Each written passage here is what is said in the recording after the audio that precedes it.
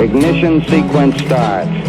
6, 5, 4, 3, 2, 1, 0. Liftoff. We have a liftoff.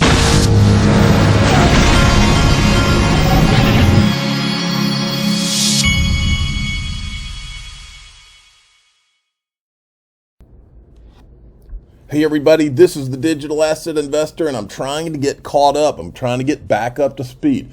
I'm still here at Consensus, and be sure you look out because in the I think it's about 3 o'clock. I'm going to try to live stream. I'm going to try to get a good seat and live stream Brad Garlinghouse here at Consensus.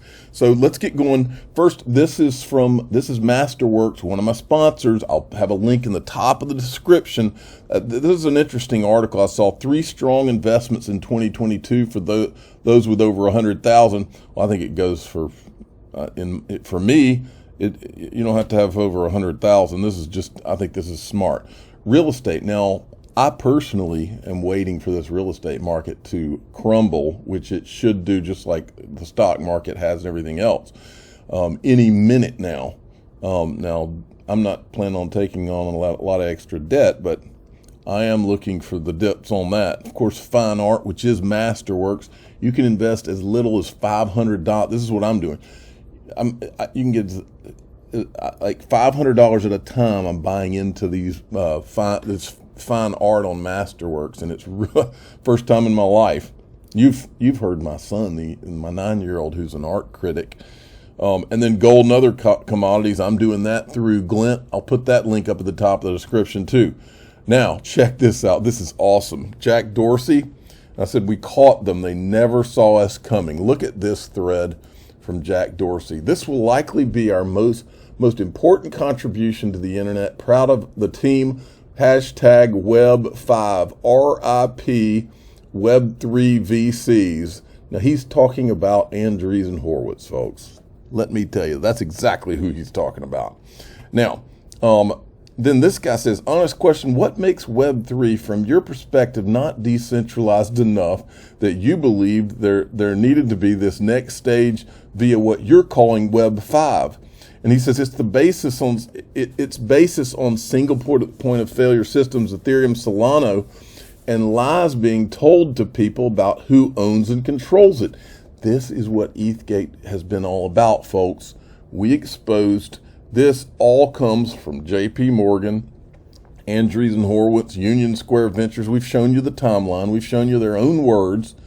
We know exactly what's happened here. And by the way, the official cool guy showed his picture with Mike Novogratz from the Bitcoin Miami a couple of years ago. All right.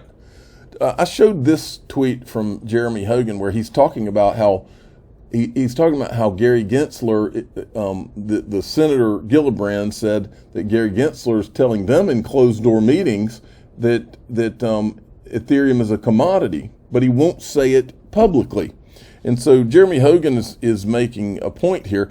If true, seems to me that Chair Gensler won't comment on any specific assets in any public forum where he's been asked, but is more happy to make backroom deals. I don't think the senator was supposed to disclose that publicly.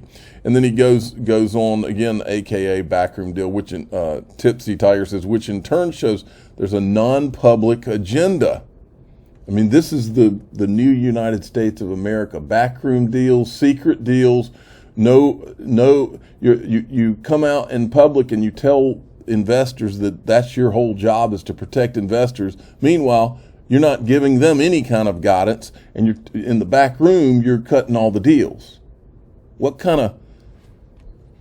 don't they they need a total revamp, not just the SEC, but a lot of these organizations. It is pitiful what's being allowed to go on. Oh, look at this.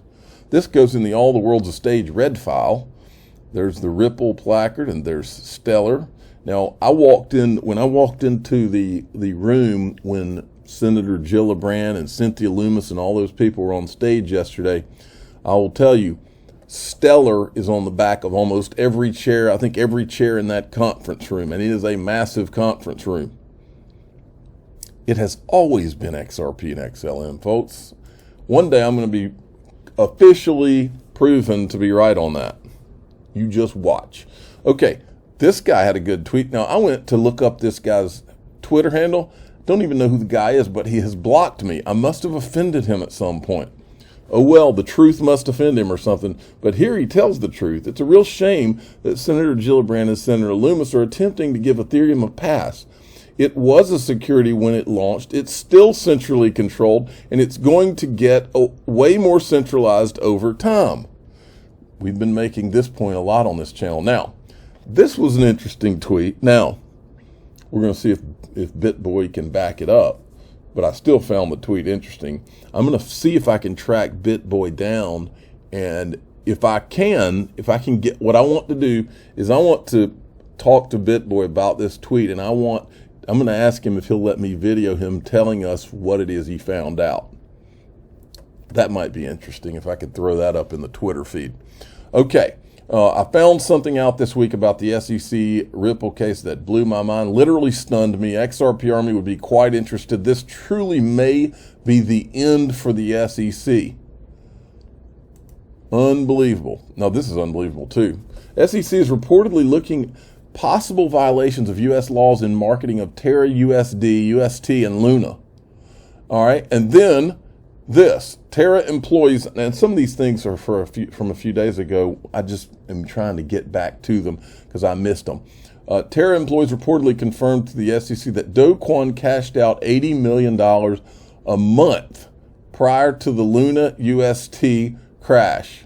Man, no, that guy needs to be investigated. Now, one of our Bitcoin maxis gone wild, Charles Hoskinson has retweeted this Bitcoin maxi gone wild. Max Kaiser. In fact, yesterday I took a picture of Cynthia Loomis and them on stage, and Max Kaiser retweeted my picture and said something about how these politicians suck or something like that. Another DeFi catastrophe. ETH is a shitcoin. Very surprising Cynthia Loomis didn't move to outlaw this toxic exit scam. And why isn't ADA being tossed out of her state, Wyoming? El Salvador threw Hoskinson out of the country and effectively banned him along with other terrorists. This guy is something else. Anyway, what Max Kaiser, see, he has different reasons for having a problem with Ethereum. Mine is that my problem is that I just want there to be a level regulatory playing field with all of these things, Bitcoin included. Bitcoin, Ethereum, XRP, XLM. I want everybody to have regulatory clarity. Then we'll find out which ones of these things can last the test of time and actually be used in the new financial system. And we all know what happens then, don't we? Well, the Bitcoiners, they think that it's just that only Bitcoin, or some of these people, only Bitcoin is divine or whatever. And that's what the Max Kaisers of the world believe, and it's just not so. The fact of the matter is some guy in his bathroom didn't create it. Governments created it. Not sure which one or which group of them, but governments created it, and now they're trying to spin it like it's somehow from the heavens or whatever, when it's really just an operation, folks. And I'm surprised Max Kaiser, maybe he doesn't really believe it. Okay, well, if you think you've entered the twilight zone so far, listen to this little clip. Crypto mining could strain the already shaky grid. Susan Lee is there, live at Riot Blockchain's new Bitcoin mining site in Austin. Susan, how can they help stabilize the state's power grid?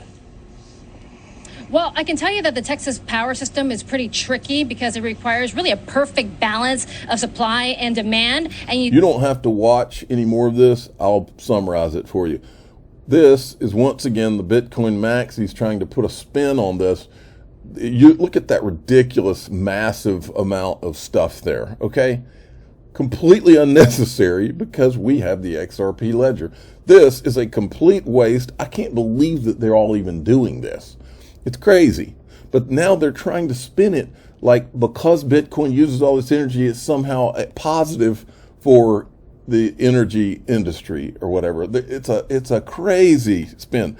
And then TAIG comes in and he says, digital asset investor, does it make sense now? Susan Lie. Now, this woman right here, they're trying to put a positive spin on Bitcoin, and here she is at the Security Token Summit with all of the usual characters, including this Bruce Fenton gear, Fenton guy who's been trying to stir up the XRP community. And by the way, folks, this guy right here, I don't know much about him, but I'll tell you this.